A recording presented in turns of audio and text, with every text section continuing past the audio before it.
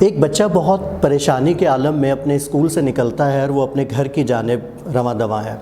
اور وہ بہت زیادہ پریشان ہے۔ اس کے ہاتھ میں اس کا رزلٹ کارڈ ہے جس میں اس کے نمبرز بالکل اچھے نہیں آئے، اور وہ یہ بات سوچ رہا ہے کہ آج بابا آفس نہیں گئے بلکہ بابا آج گھر پر ہیں، اور جیسے ہی میں گھر پہنچوں گا سب سے پہلا سوال وہ میرے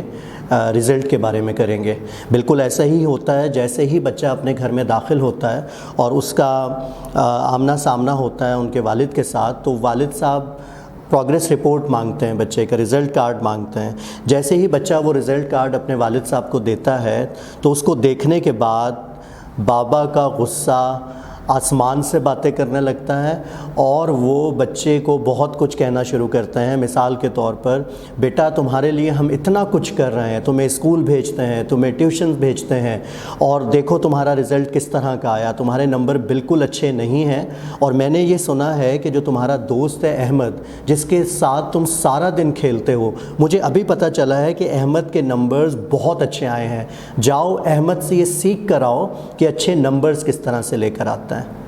بچہ بہت مایوس ہو کر، بہت پریشان ہو کر اپنا رزلٹ کارڈ واپس پکڑتا ہے،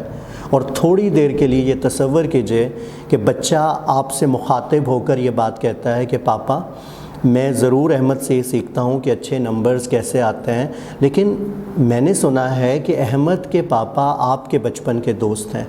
پاپا احمد کے گھر تو دو گاڑیاں کھڑی ہیں اور ہمارے پاس ایک گاڑی بھی نہیں ہے، تو پاپا میں یہ سیکھتا ہوں احمد سے کہ اچھے نمبرز کیسے لاتے ہیں، آپ احمد کے پاپا سے سیکھیں کیونکہ وہ آپ کے بچپن کے دوست ہیں، کہ گھر میں 2 گاڑیاں کیسے آتی ہیں۔ آپ سوچیں کہ آپ کو کتنی زیادہ تکلیف ہوگی، شاید بچے کے منہ کے اوپر ایک تھپڑ بھی پڑنا چاہیے، لیکن کتنا برا لگے گا اگر بچے ہم والدین کو دوسروں کے والدین کے ساتھ کمپیریزن یا موازنہ کرنا شروع کریں۔ کم و بیش 8 ارب کے قریب اس دنیا کی آبادی ہے، اور اگر 16 ارب انگوٹھے ہیں تو اللہ تعالیٰ کی قدرت ہے کہ کسی کا بھی تھمب امپریشن کسی بھی دوسرے کے ساتھ میچ نہیں کرتا۔